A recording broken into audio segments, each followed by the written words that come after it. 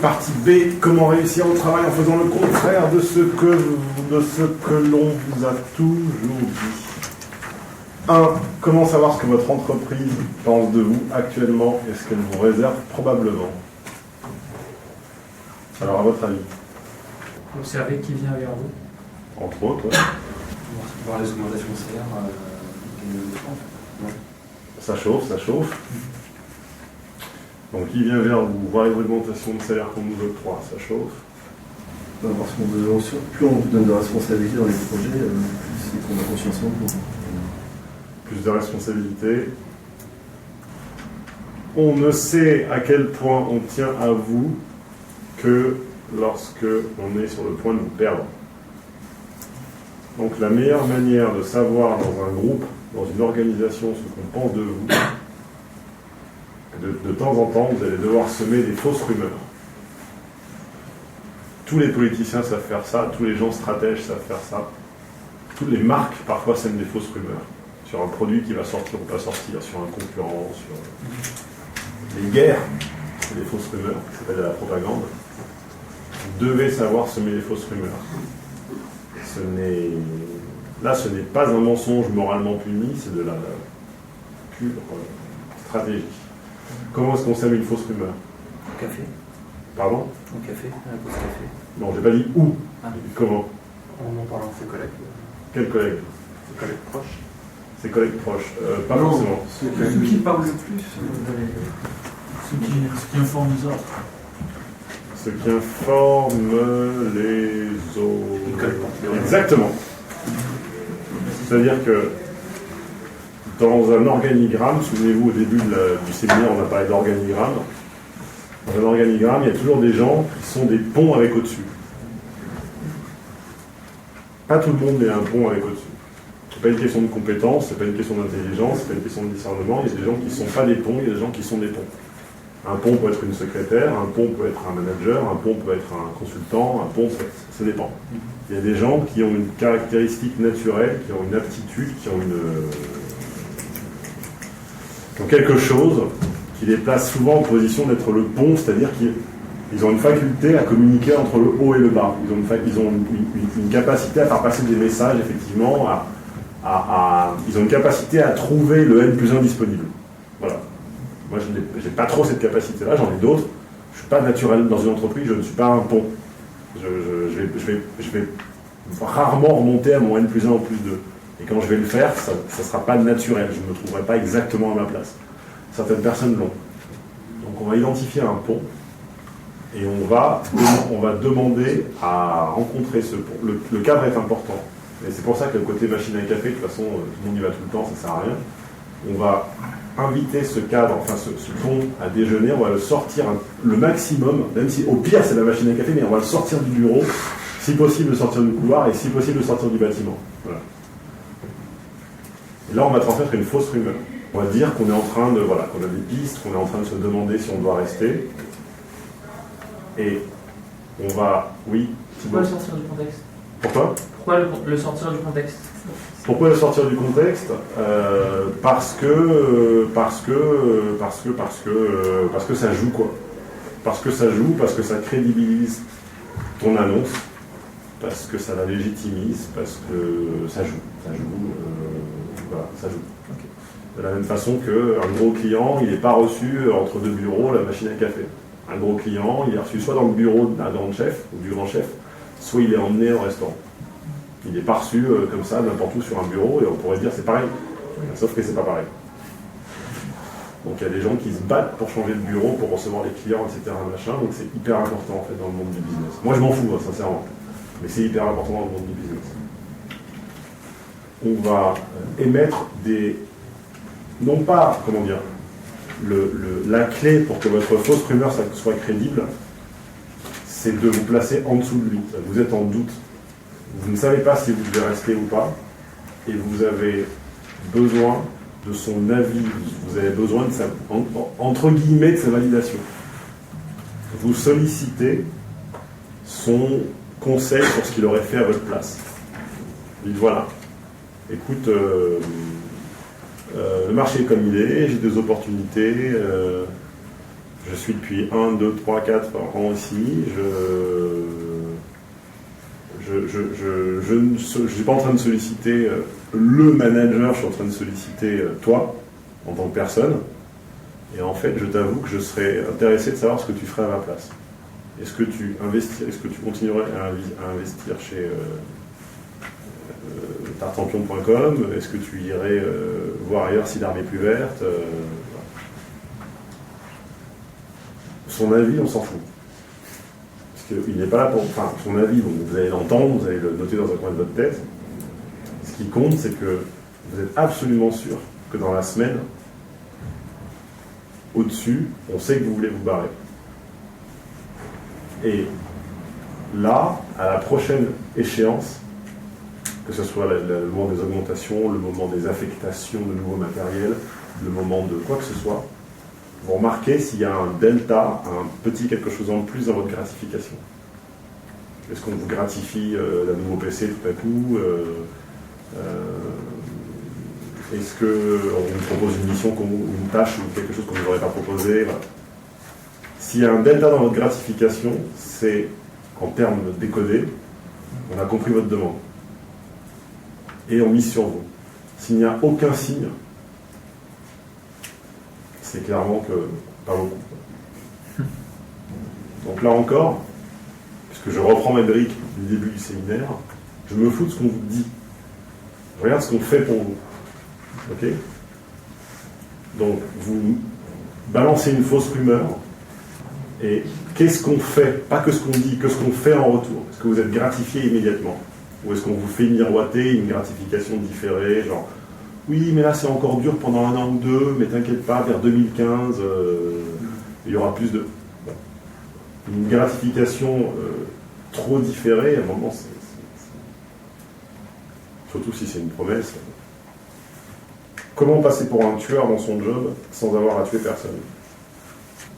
La persistance de la première impression.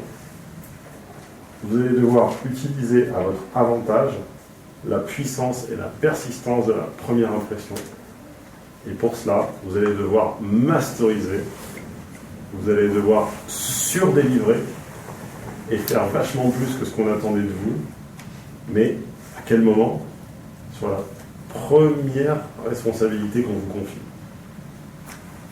Pas sur la numéro 4, 5, 6 ou 17. La première. La première qu'on vous confie. Si on vous demande 10, vous allez devoir rendre 12 ou 13. Si on vous demande 20, vous allez devoir rendre 25, 26. Voire 30. Comment on fait ça? Et ça c'est marrant parce que je le dis depuis des années à des amis, etc. Et je l'ai vu dans un film comique français qui n'a absolument rien à voir avec ça, qui s'appelle Les femmes du 6e étage, avec Lucini. Quelqu'un l'a vu? Et ben j'ai vu ça et je me suis dit putain, mais c'est ce que je dis depuis des années. Quand elle est. Qui joue la femme de ménage? Une portugaise, je sais pas. Elle est recrutée et le premier jour, quand elle doit reprendre l'appartement en main, qu'est-ce qu'elle fait? Elle appelle ses copines pour l'aider. Elle appelle toutes ses copines. Ouais. Elle met l'appart nickel. Quand la maîtresse rentre, elle a une bonne impression d'elle à vie. À vie. À vie. Et bien ça, c'est exactement ce que vous devez faire. Il n'est écrit nulle part que lorsqu'on vous confie une tâche, que ce soit à l'école, bon, pas en prépa parce que tu prépares un concours. Donc, comme tu prépares un concours, tu prépares un concours, tu n'as pas beaucoup d'intérêt à payer quelqu'un pour le faire, sachant qu'au concours, tu vas te rétamer, quoi. Mais hors concours ou préparation d'examen, il n'est écrit nulle part quand on vous confie une tâche que vous devez la faire seul. C'est une croyance limitante. Une autre parmi les nombreuses qu'on a déjà vues. Il n'est écrit nulle part quand on vous confie une tâche que vous devez le faire seul. Vous assumez, en anglais c'est to assume, vous présupposez, vous devinez, vous intuitez que vous devez la faire seul. Mais où est-il écrit que vous devez la faire seul?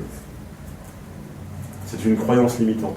Il y a une responsabilité, mais c'est jamais, vous n'êtes jamais concerné seul. Toujours quelqu'un qui est... Alors, voilà. C'est une croyance limitante. Vous pouvez tout à fait dire oui, je prends cette tâche, Mais derrière, vous n'êtes pas seul à la faire. Quand vous faites un devis pour des travaux chez vous, vous avez une tête en face de vous. Mais pendant les travaux, il y aura certainement d'autres mecs qui vont venir. Eh bien, on a du mal, c'est une croyance limitante, quand on se voit, si je te dis, voilà, j'ai besoin de ça pour demain. On est dans la croyance, on s'est fait inséminer l'idée qu'on doit le faire seul. C'est écrit nulle part. Donc pour maximiser votre première impression et laisser une première impression diaboliquement positive et persistante, vous allez devoir recruter. Recruter, ça veut dire que vous allez chercher dans votre cercle des gens qui peuvent vous aider dans cette tâche. Bon, pas tout faire, okay, mais dans un job quel qu'il soit, même à très très très très très forte valeur ajoutée, sincèrement, il y a bien, allez, il y a bien un bon tiers ou une bonne moitié qui sont finalement d'assez faible valeur ajoutée, ou qui ne nécessitent pas une compétence si rare que ça, qui vont être de la mise en forme, qui vont être de la recherche, qui vont être de la mise en page, qui vont être de la relecture, qui vont être d'aller associer tel document à tel autre, d'aller chercher des photos, voilà. 80%. C'est une, voire plus, voilà. Ouais. C'est une croyance limitante que de se dire que parce qu'on vous l'a donné à vous, vous êtes l'unique acteur, vous êtes l'unique faiseur. Faux. Vous n'êtes pas l'unique acteur, vous n'êtes pas l'unique faiseur. Vous croyez que vous l'êtes. Parce que personne ne vous a dit que vous ne l'étiez pas. Mais hormis si vous êtes dans l'armée ou dans le secret défense, franchement, il y a zéro risque. Et vous devez recruter autour de vous des compétences. Il y a toujours un pote qui a du temps et qui aura besoin d'un peu de thunes. Toujours. Pour lui, 200, 300 ou 400 euros, ça sera bien. Et pour vous, vous jouez 1 an d'impression positive sur vous. Donc sur votre premier salaire, enlever 2, 3 ou 400 euros, ça ne changera rien. Enfin, si, ça changera, ça enlèvera un petit bout, mais pour 1 an d'impression, pour 1 an de bénéfice, pour 1 an de confiance et de prestige, croyez-moi, ça les vaut. Donc sortez-vous de cette croyance limitante que quand on vous donne un travail, on attend que vous le fassiez seul. C'est une croyance limitante, c'est faux. Vous avez le droit de prendre. Pas dans le contrat, mais dans les faits, fonctionnellement, prenez les gens pour vous aider. Donc, croyance limitante, c'est pas parce que vous dites faire quelque chose que vous devez le faire seul. Après, du coup, ils auront des attentes super hautes aussi, du coup. Non, parce qu'ensuite, quand la fois suivante ou les fois suivantes, tu dis non, là, par contre, ce que vous me demandez là, ça prend plus de temps. On te croit, parce que tu es crédible. Parce que si tu as pu faire ça en 4 jours, quand tu dis non, maintenant là, ce que vous me demandez, c'est plus compliqué que ça, on te croit. Ok. Donc tu gagnes en crédibilité et en prestige. C'est l'exemple des femmes de ménage dans les femmes du 6e étage. Je l'ai vu, c'est parfaitement ça, quoi. Elle a la confiance de ses patrons, on lui lâche la grappe toute l'année.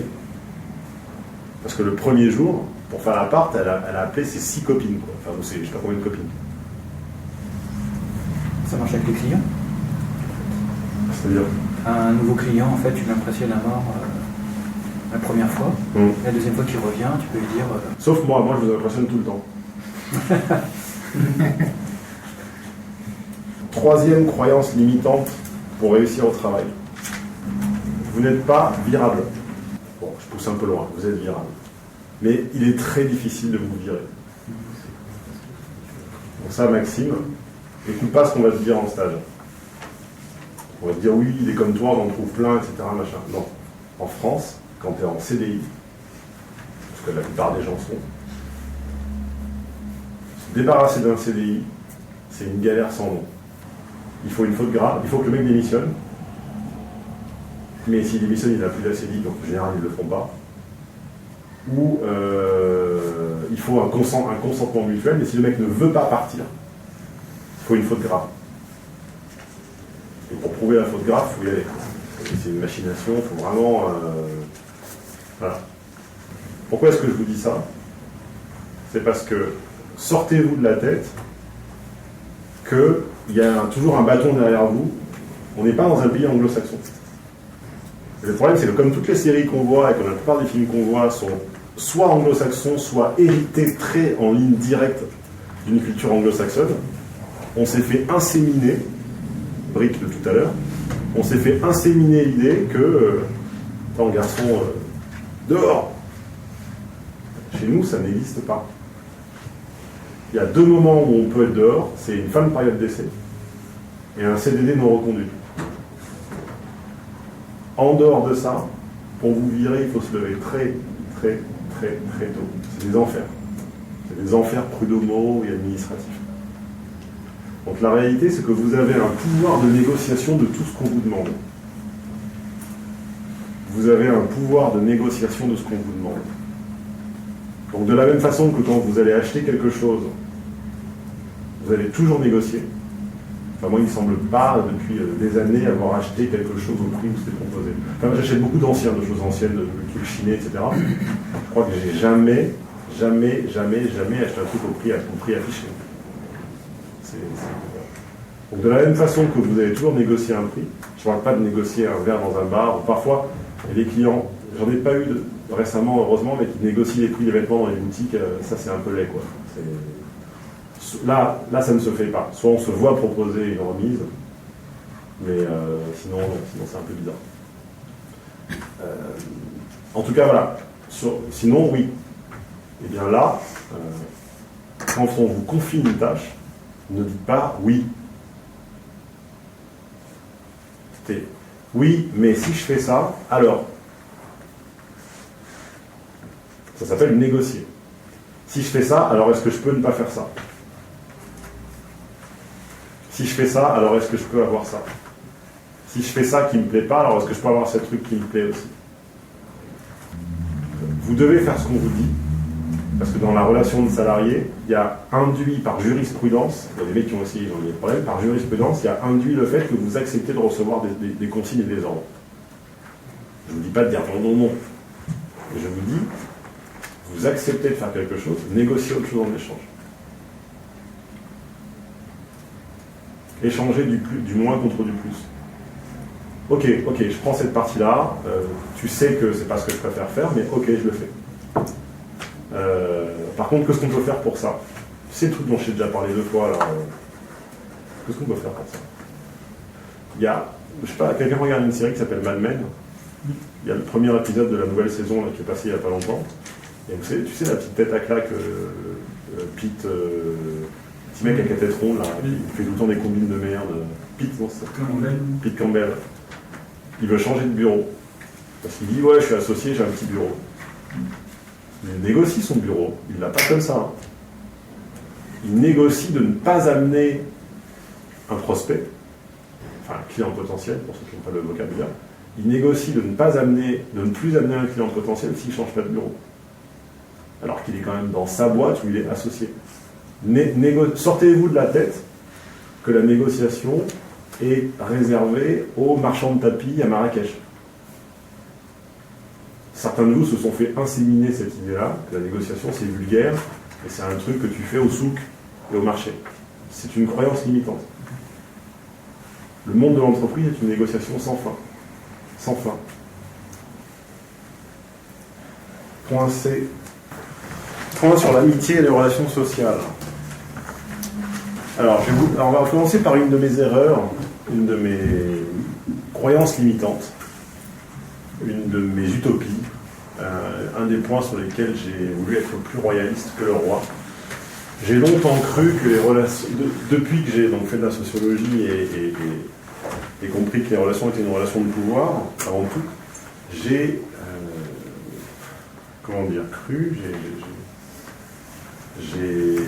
pensé, je me suis attelé à faire en sorte que donc, ces relations de pouvoir soient équilibrées. Je me suis attelé à faire en sorte que les relations avec chacun de mes amis, chacune de mes connaissances, soient équilibrées. C'est-à-dire, si c'était déséquilibré, soit à essayer de rétablir l'équilibre, soit si je sentais que c'était vraiment déséquilibré, à arrêter cette relation.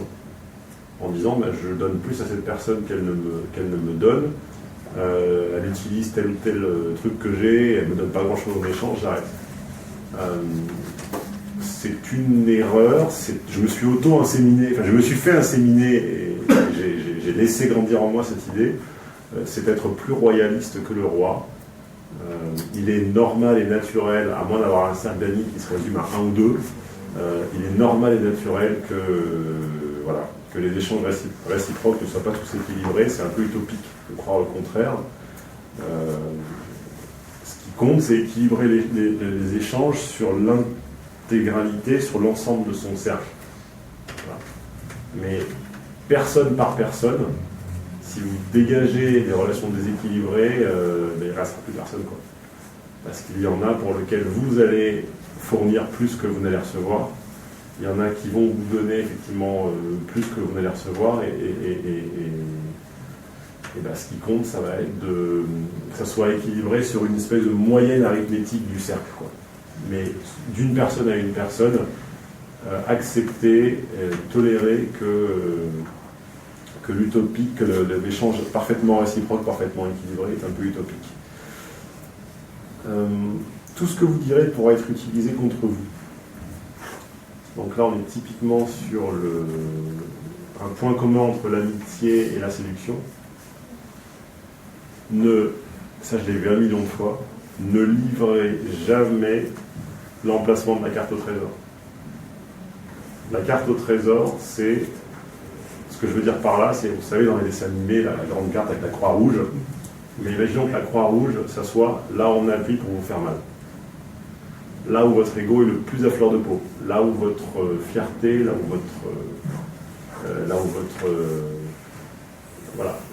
est votre faiblesse, là où vous êtes vraiment construit sur cet échec-là, ou ce manque-là, ou cette absence-là, et elle vous définit, elle vous caractérise, et donc elle vous rend hypersensible là-dessus. Quand vous livrez la carte au trésor, vous pouvez être sûr que dans quelques années, ou quelques temps, mois, années ou dizaines d'années, ça sera utilisé contre vous. Donc, on résume tout par cette citation de je ne sais plus qui. Je n'ai jamais appris à tirer à quiconque qui ne m'ait ensuite pris pour cible un jour. Et je vais vous donner un exemple. J'avais enseigné ça et je l'avais dit à un de mes très très très anciens élèves qui s'appelait Alexandre, qui était devenu coach par la suite, jusqu'à la fin de l'année dernière. Et je lui avais dit ça, et il l'avait parfaitement respecté, à une exception près. Il y a une fois, alors c'est quelqu'un de toujours positif, toujours uplifting, comme on dit en anglais, toujours qui va de l'avant, etc. Et une fois, dans une relation longue de bonne année, je crois, il s'était un peu lâché, assez penché, et à dire à cette personne que voilà, il avait des parents d'extraction assez modestes. Des parents assez modestes, qui avaient une vie simple. Et cette fille, lorsqu'ils se sont séparés, elle a très mal pris, parce que comme elle ne s'était pas très bien comportée avec son employé, l'arme que je lui avais apprise, qui est de disparaître sans explication. Donc l'autre, elle a fait une surcharge, les filles qui se sont touchées, quoi. Et la mère de cette fille, a recherché les coordonnées et a trouvé les coordonnées des parents d'Alex, leur a écrit pour leur dire que leur fils avait honte d'eux. Je ne sais pas si vous voyez le niveau de perversion.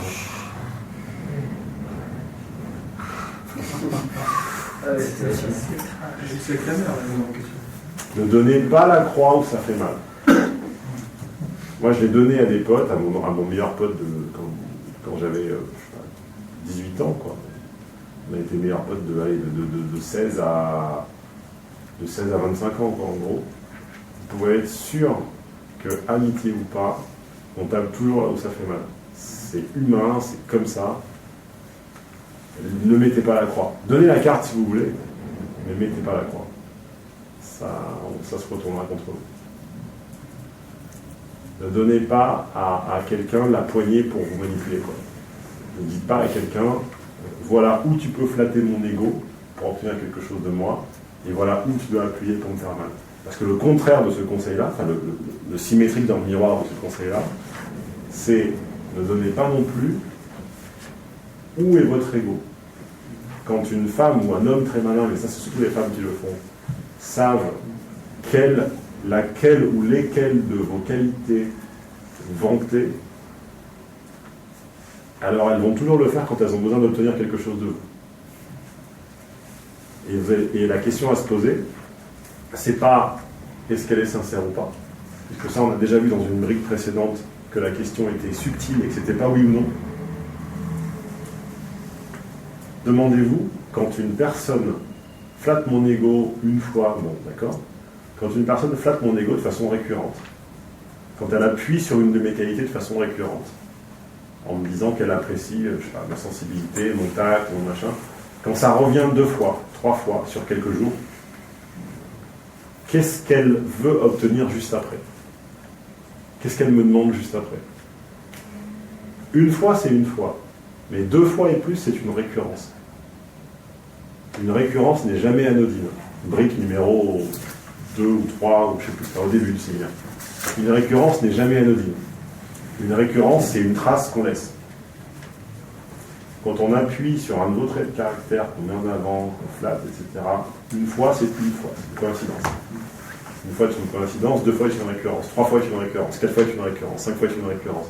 Qu'est-ce qu'on veut obtenir de vous juste derrière? Quelle est la demande qu'elle va formuler dans les heures ou les jours qui suivent? Et en général, ça n'attend pas des jours, c'est quelques minutes ou quelques heures. Pourquoi certaines personnes peuvent nous faire autant souffrir?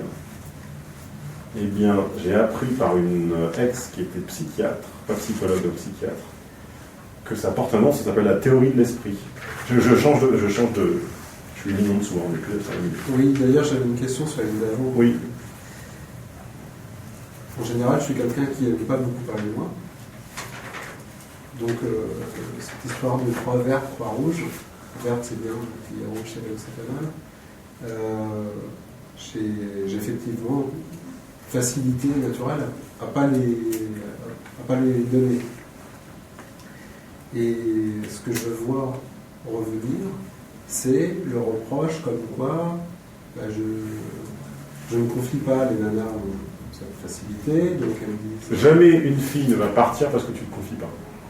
Non, j'ai pas dit qu'elle quittait. Oui, c'est ce que je réponds. Donc il y a des reproches qui apparaissent. Oui, mais moi je te parle,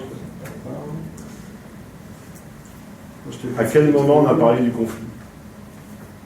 Un reproche est un conflit symbolique. Un reproche est une amorce de conflit. Et on a parlé du conflit dans la partie B quelque chose, B1. Enfin, B quelque chose. Ouais, tu disais le B, il y a pas... Si tu veux évacuer les reproches, c'est que tu es encore dans une croyance limitante que le reproche, le conflit, la contradiction sont maléfiques. C'est une croyance limitante. Un reproche, c'est une parole comme un autre. Toi, tu te dis que c'est mal d'avoir des reproches. Mais parce qu'on t'a inséminé l'idée qu'une femme n'aura rien te reprocher. Donc sors-toi cette idée. Tu révèles pas, tu ne dis pas assez de trucs perso et tout. Ouais, t'as raison. Tu t'es inséminé ou on t'a inséminé l'idée que c'était pas bien. Ça, c'est clair. C'est écrit où? Quelle personne autorisée et d'autorité t'a inséminé l'idée qu'une fille ne devait rien te reprocher pour que la relation aille bien? Une relation peut aller tout à fait bien avec des reproches, mais on nous a inséminé le contraire. Est-ce que c'est les films? Est-ce que c'est les bouquins? Est-ce que c'est tes parents? Qui t'a inséminé ces idées? Pourquoi certaines personnes peuvent nous faire souffrir? Et bien, ça porte un nom, comme une copine psychiatre m'a dit. Ça s'appelle la théorie de l'esprit. que je rangerais comme une sous-catégorie de l'intelligence sociale ou émotionnelle. Certaines personnes n'ont pas la faculté, autrement dit pas l'esprit, de comprendre que vous ne savez pas ce qu'ils savent. Certaines personnes n'ont pas la faculté de comprendre que vous ne savez pas ce qu'ils savent. Typiquement, quand vous demandez une direction à quelqu'un, vous n'avez pas remarqué ça? 9 fois sur 10, la personne vous dit donc là, vous prenez la première à droite, donc là vous arrivez sur la place du château, là vous voyez, et tu dis non mais je ne suis pas d'ici, je ne suis jamais venu. Donc elle dit ah oui d'accord. Donc là donc à droite, donc château, donc là en face vous avez dans le prolongement vous avez donc la pharmacie machin, là vous voyez. Non, je ne suis pas d'ici, je ne vois pas, je ne sais pas. Et la personne n'arrive pas à le comprendre. C'est-à-dire que tous les lieux qu'elle te cite, elle te demande si tu vois où c'est. Vous n'avez pas eu ça? Non? Vous êtes endormi, répondez. Vous avez déjà eu ça? La personne n'arrive pas à intégrer le fait que vous ne connaissez pas que l'endroit. C'est inaccessible à son esprit. Elle le connaît, donc vous devez le connaître. J'avais un autre exemple, il y a les directions, ça c'est génial. Donc là vous prenez la deuxième, le rond-point, le grand rond-point là. Vous savez le grand rond-point. Je ne sais pas, je ne suis pas d'ici, je ne suis jamais venu. Comment vous voulez que je sache? Donc il y a les directions et il y a globalement les experts. Toute personne qui est devenue experte d'un sujet, à un moment là, elle a vraiment du mal à arriver à accepter non seulement qu'il soit possible de ne pas s'y intéresser, mais surtout qu'il soit possible de ne pas avoir les briques de base de compréhension. Et donc là, on rejoint par une espèce de formule de style ce par quoi j'ai commencé le séminaire au tout début, qui je vous ai dit, accepter qu'il y ait des logiques parallèles. Accepter que le rationalisme sceptique, qui est ce qu'on vous enseigne à l'école, avec A et B, allons-y étape par étape, scolairement, avec des plans, avec travaux dirigés, travaux pas. Acceptez qu'il y ait des logiques parallèles à celle-ci. N'ayez pas le sourire condescendant. Dites-vous qu'il y a des gens qui sont 10 000 fois plus hauts que vous ne le serez jamais à la fin de votre vie et qui ont utilisé ça. Donc même sans comprendre comment ça marche, fonctionnellement ça marche. Et je finis le séminaire sur ça. La théorie d'esprit, c'est il y a des personnes qui n'ont pas l'esprit, qui n'ont pas la faculté, qui n'ont pas la capacité d'admettre que vous ne savez pas ce qu'ils savent. Ils sont beaucoup plus nombreux que vous ne pouvez le penser. Ce sont les gens qui pensent que du moment qu'une chose est connue, sous-entendu connue d'eux-mêmes, elle est vraie. Et que si elle est vraie, vous devez le savoir aussi. Et ce sont exactement ce genre de personnes qui sont dans l'incapacité de ressentir ce que vous sentez. C'est-à-dire qu'ils ne vous fourniront aucune empathie quand vous en aurez besoin, parce que vous serez dans une situation où vous aurez la nécessité, vous éprouverez le besoin d'être en face de quelqu'un qui a de l'empathie et qui arrive donc. L'empathie, c'est se mettre à la place, à votre place, tout en restant à la mienne. Et c'est notamment une de mes qualités. C'est pour ça que je peux faire ce travail. C'est parce que je sais exactement, je ne suis pas timide, je sais exactement comment un timide fonctionne. Sans me mettre à sa place. Mais je sais exactement pourquoi il n'appelle pas, pour qu'il doit appeler. Enfin, je sais exactement me mettre à la place de l'autre tout en restant à la mienne. Eh bien, ça s'appelle la théorie de l'esprit. Il y a des gens pour qui c'est facile, il y a des gens pour qui c'est faisable mais difficile. Il y a des gens pour qui c'est impossible. C'est-à-dire qu'ils ne peuvent pas accepter. Si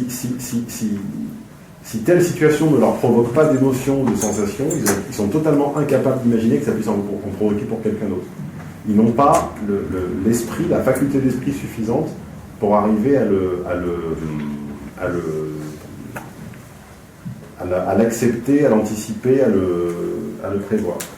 Donc, il y a cette catégorie de gens dont vous devez vous... J'aime pas dire qu'il faut se méfier des gens, mais elle est dangereuse parce que ce sont un peu des faux amis.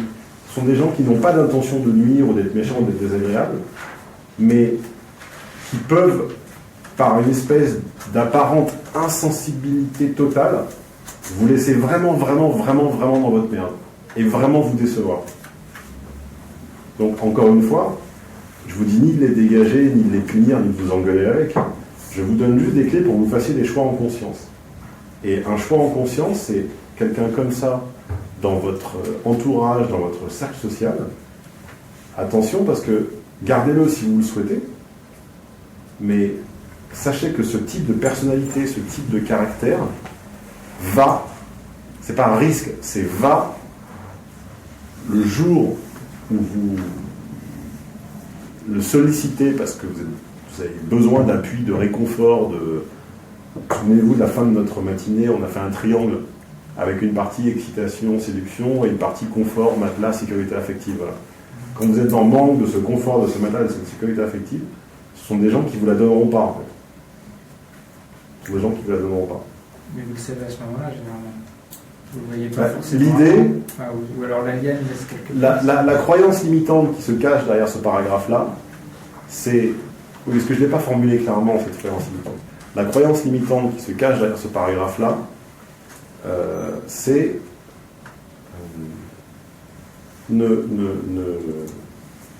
N'imaginez pas... c'est quoi la traduction du mot assume? Ne supposez pas, pardon. Ne supposez pas a priori que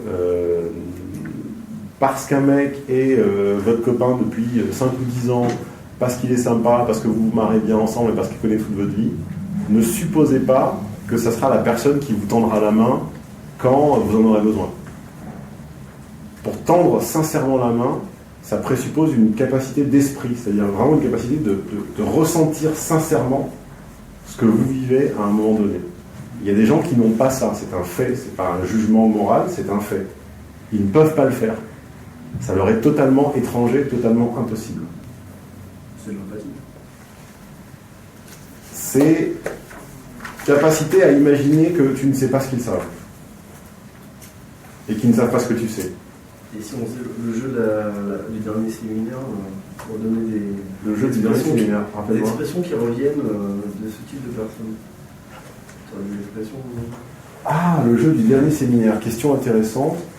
À quoi est-ce qu'on peut les reconnaître? Qui c'est au dernier séminaire ou qui l'a entendu? C'est pourtant simple. Oui, bah, Cédric nous dit c'est pourtant simple. Oui, ça peut être ça. Non, C'est pas plutôt une attitude, c'est-à-dire rapidement agacé en fait. Ouais, oui, ils euphémisent tout. Le programme, quelque chose, notre problème à nous, si on partage avec eux. Oui, ça va être le type de gens qui vont... vous avez raison tous les deux. Ça va être le type... Je flatte votre ego pour obtenir un truc de ouf. On appellera lundi, t'inquiète pas. Ça va être le type de gens... Ça va être le type de gens qui, lorsque eux sont devant une difficulté... Mettons, une difficulté entre 0 et 10. Quand eux sont devant une difficulté de taille 4, ils t'en font un 8. Et quand toi, tu es devant une difficulté de taille 7, ils t'en font un 3 en fait. C'est des gens qui en général ont du mal à avoir les rapports les rapports de proportionnalité et qui vont être totalement disproportionnés quand il s'agit de te confronter à une problématique à eux, qui vont te raconter en long, en large et vraiment te solliciter et solliciter ton aide et ton avis et ton conseil, etc. machin. Et inversement, quand toi tu leur exposes quelque chose qui est même peut-être plus embêtant, plus grave, plus urgent et plus stressant, alors que eux, leur truc, qui sincèrement n'était pas hyper compliqué, voilà, tu t'as vraiment donné dans une soirée pour essayer de le résoudre, etc. Eux, leur écoute, la gratification qu'ils vont te donner quand tu exposes ton truc, tu vas trouver ça extrêmement réduit en fait. Tu vas dire, mais attends, quand tu n'arrivais pas juste à débloquer 2 trucs sur ton site web, c'était la fin du monde, etc. Là, je te dis que je dois rendre mon appart, que je suis à la rue, que j'ai pas de caution et que je dois en trouver un autre, et tu me torches le sujet en 5 minutes, quoi. Voilà. C'est ce genre de personne-là. Si je ne perds pas mon appart, je n'ai pas l'esprit d'arriver à ressentir ce que ressent quelqu'un qui le perd. Si j'ai pas faim, je n'arrive pas à ressentir ce que ressent quelqu'un qui a faim. Si je ne suis pas dans le besoin, si j'ai toujours eu les moyens, l'opportunité de m'offrir ce que je voulais, je ne peux pas ressentir ce que ressent quelqu'un. Méfiez-vous de ces gens-là parce que c'est souvent d'eux chez qui on trouve les plus grandes déceptions. En fait. Que ça part pas d'une mauvaise intention, c'est simplement une incapacité de ressentir ce que vous ressentez. Alors j'avais sauté un ou deux points tout à l'heure sur lesquels je vais revenir maintenant. Dans le B de la fin de matinée sur les gens qui réussissent. Je sautais une partie, je voulais voir si on avait le temps de la faire. Donc gens qui réussissent, donc B, quand on a appris à les reconnaître, avant que vous mettiez des prénoms dessus. Il y en a une que je ne vous ai pas dite. C'est que les gens qui réussissent, les GQR, les gens qui réussissent en restant équilibrés, n'ont pas une vie cloisonnée. Et beaucoup d'entre vous, en tout cas beaucoup de gens qui viennent me voir en disant, avec des problématiques de nana, de séduction, etc., vous vivez trop en mode cloisonné. J'entends trop de fois des phrases, ceux qui me demandaient une phrase là, j'entends trop souvent des phrases qui ressemblent à non, en ce moment j'ai pas la tête à ça parce que je suis en train de déménager. Non, en ce moment au boulot, donc j'ai pas la tête à ça. Chaque fois que vous vous dites quelque chose comme j'ai pas la tête à ça ou comme je suis sur autre chose, c'est comme si en pilotage vous mettiez un coup de frein. Et en fait, en pilotage, on essaie de freiner le moins possible. Parce que quand vous freinez, vous perdez 2 fois de l'énergie. L'énergie pendant le coup de frein, plus celle pour reprendre de la vitesse derrière. Si vous ne l'avez pas lu, je vais vous le rappeler. Mais en séduction, le flirt est transférable. Non, vous ne l'avez pas lu. Non, c'est un trop vieil article, ça. Je pense que les plus récents ne l'ont pas lu. J'avais fait un article il y a très longtemps sur le fait que le flirt, moi ou quelqu'un qui brille, je sais plus, sur le fait que le flirt était transférable, sur le fait qu'une nana qui a passé la première partie de la soirée ou de la journée ou de l'après-midi à flirter avec un type, et ça ne s'est pas concrétisé, ça ne s'est pas réalisé, etc., dans une deuxième interaction avec un autre type, le deuxième, il capitalise sur tout le flirt qui a été fait avant. Il ne reprend pas de zéro. Il y a en face de lui une personne qui est déjà vachement flirty. Je crois que tu avais dit ça dans le séminaire. Peut-être. Ouais. Eh bien, si le flirt est transférable, l'énergie aussi, d'une activité à l'autre. Si vous en dépensez beaucoup dans un projet à un instant donné, donc imaginez des vases communicants. Si vous en dépensez beaucoup dans un projet à un instant donné, vous avez besoin que quelqu'un injecte à peu près autant d'énergie affective dans votre vie. À vous d'avoir la morale nécessaire et suffisante pour lui rendre ultérieurement ce que cette personne vous a donné. Exemple de la muse des écrivains, dont j'ai déjà parlé dans le séminaire Être sexuel. Aucune fille ne se refusera à vous si elle a l'impression qu'en fusionnant avec vous, elle fusionne avec un projet qui la dépasse. C'est pour ça qu'il n'y a rien de plus fantasmagorique, miraculeux et merveilleux et source de passion que d'être la muse d'un écrivain. Il y a une pièce qui s'appelle Victor Hugo, mon amour, qui passe à un théâtre d'Herbassi, là, qui est très bien. Je la recommande d'ailleurs. Et parce que je n'ai pas fait de recommandation de lecture aujourd'hui, comme d'habitude, vous ne m'avez pas d'ailleurs réclamé. Donc je vous recommande Victor Hugo, mon amour. C'est une pièce sur la muse de Victor Hugo. Donc une nana qui n'a rien écrit et qui était en gros sa maîtresse, quoi.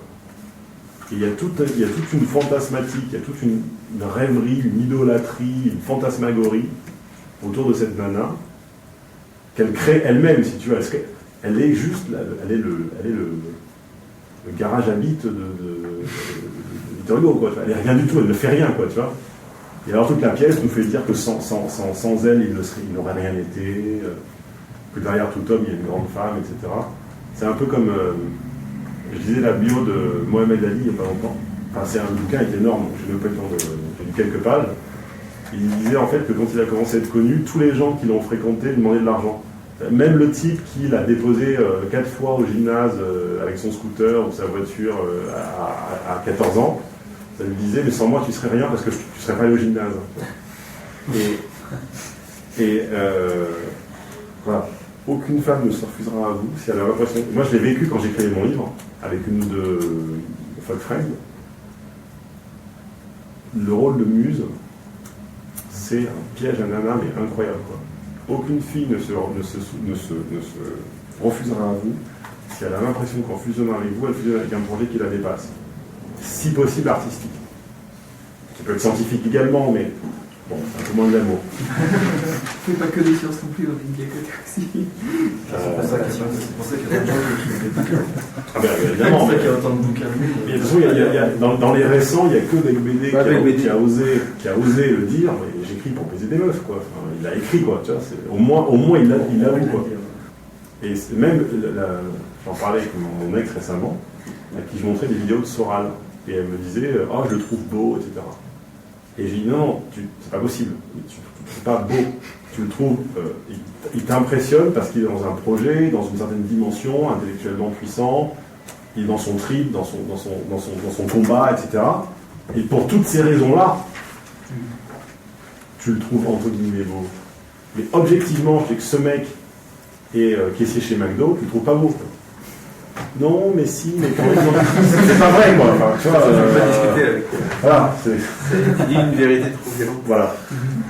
Donc, aucune femme ne se refusera à vous si en fusionnant avec vous, donc en couchant avec vous, en fusionnant charnellement avec vous, elle a l'impression de fusionner avec un projet qui la dépasse. Croyez-en quelqu'un qui a écrit un livre. Et, si possible, artistique. Utilisez la vacuité des gens et des femmes à votre avantage. Séduire une femme sur la durée, c'est lui faire sentir que vous avez besoin d'elle dans votre vie. Et je sais que vous allez me dire que c'est contradictoire et que dans les premiers temps, il ne faut surtout pas être needy. Je sais ça. Mais la réalité est contradictoire, c'est toujours subtil. C'est jamais blanc-noir, c'est jamais un camp ou l'autre.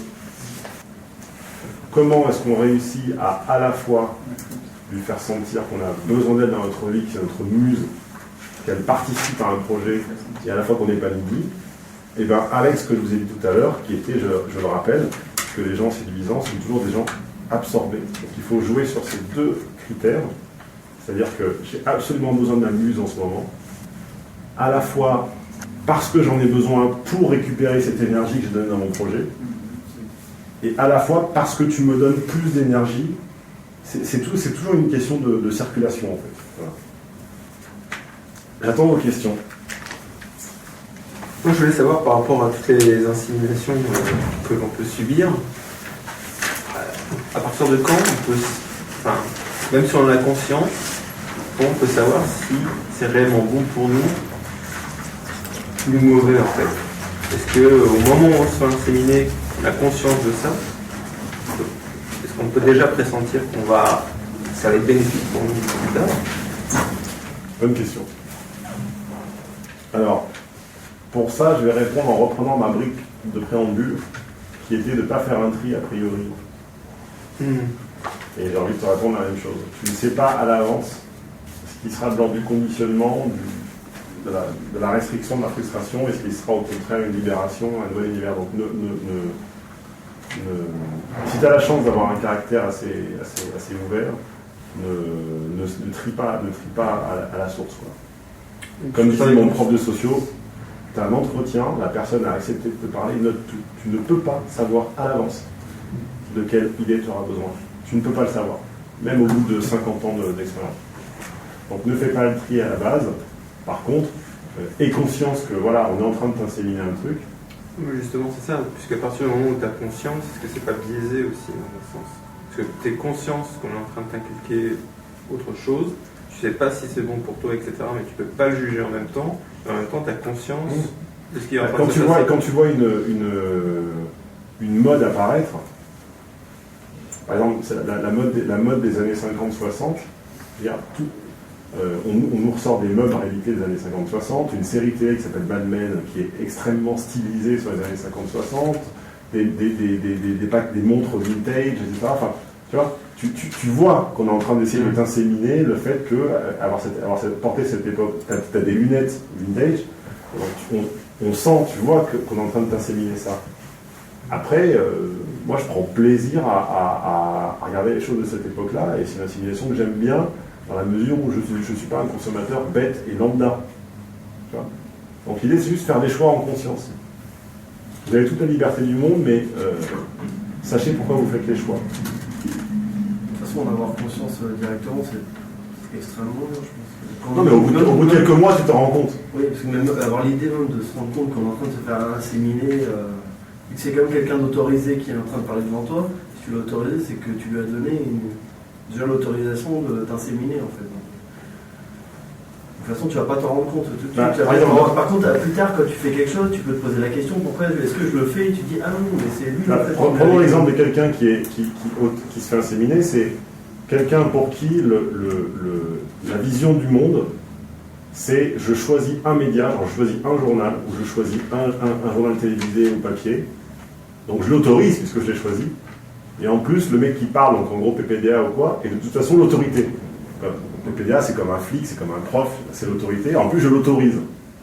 Là le mec se fait inséminer la gueule, mais grave quoi. Après ce que je vous dis c'est voilà, ce séminaire était là pour vous apprendre que tout ce que vous pensez être normal ou la seule solution ou évident est un choix. Et on a vu comment ça s'articulait avec des petites armes, des petites briques, etc., des exercices. Et après, encore une fois, libre à vous de ne pas du tout changer de vie et de vous dire ça convient exactement comme ça. Mais tant que c'est un choix, l'idée c'est que ce soit un choix en conscience en fait. Oui, le petit exercice que tu nous as fait faire, donc notre appelle ça des G... Je suis, je recherche. Non, c'est comment la personne qu'on a pris comme modèle réagit. C'est pour nous aiguiller en fait. C'est pour vous apprendre que il n'y a pas qu'un type d'apprentissage qui serait l'apprentissage scolaire. Il y a une autre forme d'apprentissage qui est l'apprentissage par je me mets des références, des modèles et je ne veux pas dissonner par rapport à eux. Souviens-toi de l'exemple du violon. Tu peux apprendre le violon avec une prof de violon. Tu peux apprendre le violon à la tzigane. Et c'est une pensée parallèle, c'est une forme de logique parallèle. Tu mets le gamin, il fait n'importe quoi, mais de toute façon c'est plus ou moins noyé dans le groupe, mais le gamin à un moment se rend compte qu'il est dissonant, et il se fond dans le groupe, tu vois. Les jours et les semaines passant, il se fond dans le groupe, et il apprend comme ça. Donc l'idée c'est que se référer à des modèles crée en toi un sentiment de dissonance. Tu dis putain, et ce mec à ce moment-là, il se serait énervé. Je ne me suis pas énervé, c'est dissonant, ça m'énerve. À la prochaine fois, logiquement, tu auras envie d'être moins dissonant. Quoi. On peut se trouver des modèles aussi dans chaque. C'est pas le même modèle partout. Hein. Oui. J'imagine qu'il y a un lien direct avec le séminaire suivant par rapport à la manipulation. On va commencer à vous en parler un peu. Il y a un lien. Oui. Comme j'ai dit, le séminaire suivant, ça sera Sachez qui vous ment. Tout à l'heure, on a parlé du mensonge un peu d'un point de vue socio-philosophique. Pourquoi les femmes le font, etc. Là, ça sera vachement plus concret. Quoi. Exercice, voilà. Mens-moi, dis-moi la vérité. Qui pense qu'il ment, qui pense qu'il ne ment pas. Comment on le voit, comment on l'entend, comment on le sent, quelle est la proportion de chance de mensonge, quoi regarder, pourquoi, quiconque, quoi. Voilà. Tu as vraiment axé ça sur la partie auditive? Non. Au niveau de la... Non, il y aura les différents aspects. Dit sous forme de jeu de rôle. Donc, entièrement, mais en partie. En partie. Je vais vous raconter 2 histoires, essayer de vous mentir, vous allez essayer de me mentir, etc. Alors si c'est tout, avant de vous laisser, je vais vous rappeler mes 2 recommandations que j'aurais dû vous donner au début et que je n'ai pas faites. Donc, recommandation de visionnage, c'est une pièce dont je pense, j'espère qu'elle se joue encore, qui s'appelle Victor Hugo, mon amour.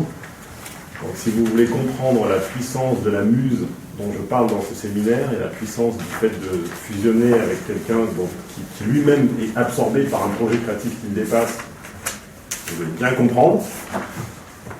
2e recommandation de lecture, je vous recommande pour ceux qui ne l'ont pas encore lu, une petite histoire qui est tout à fait personnelle et tout à fait vraie, que je raconte sur mon site, sur le forum dans la partie Vos rencontres, qui s'appelle Comme de lac tranquille. Que je la trouve assez bien écrite et assez intéressante. Donc il n'y a pas de raison de ne pas J'ai tellement cité les autres que je peux au moins une fois tous les 5 ans me citer moi-même. Donc voilà, je vous la recommande chaudement. J'y ai mis beaucoup de vérité et beaucoup de cœur. Et puis c'est une lecture intelligente parce que vous comprenez bien que bon, vu que je suis censé incarner machin, le playboy, machin, j'aurais tout intérêt à raconter des histoires où voilà, la fille est sublimement belle, sublimement intelligente, sublimement intéressante, machin. Donc si je raconte un cas où ça sort du cliché, voilà, essayer de l'apprécier plutôt que de m'envoyer des emails. Parce que je sais que c'est pas vous, mais j'ai reçu des emails débiles en disant tu t'intéresses à une fille sans intérêt, que tu... Enfin, bon, voilà, essayez de les élever un peu votre pensée. C'est facile, hein, si vous voulez, je prends des photos avec 4 copines bonasses, je mets que ça sur mon site avec 2 filles de chaque côté. Enfin, voilà, bon. Je peux le faire, hein, mais... Ouais, voilà, donc on essaie de faire un autre niveau. Et donc voilà, donc le 12 mai, prochain rendez-vous, et puis je peux vous dire d'autres, j'espère que ces 6 heures sont vite passées. Et comme d'habitude, ceux d'entre vous qui prendront le temps et qui auront la gentillesse de poster un commentaire se verront remerciés par un petit conseil bonus. Voilà, cassez-vous. Merci Stéphane.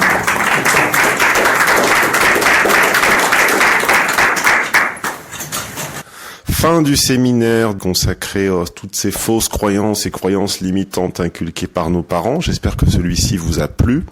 Sachez que si c'est le cas, vous pouvez commander les autres séminaires disponibles sur le site spikeseduction.com/commande-séminaire. Le tout au pluriel, commande avec un S-séminaire avec un S. Je vous dis à très bientôt, que ce soit sous format enregistré ou dans notre salle. À bientôt.